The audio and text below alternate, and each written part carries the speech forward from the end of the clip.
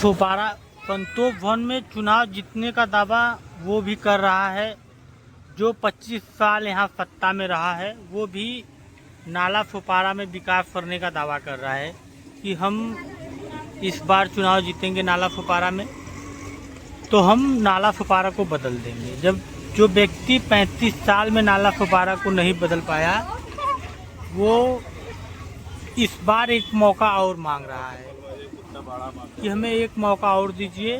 नाला फुपारा में एक भी नाला दिखाई नहीं देगा, सब रोड के अंदर दिखाई देगा, एक भी पानी दिखाई नहीं देगा।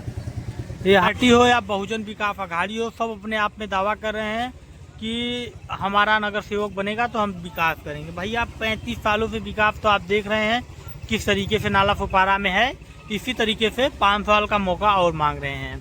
और हम आपको दिखाते हैं, देखिए ये रोज़ का डेली का काम है भाई।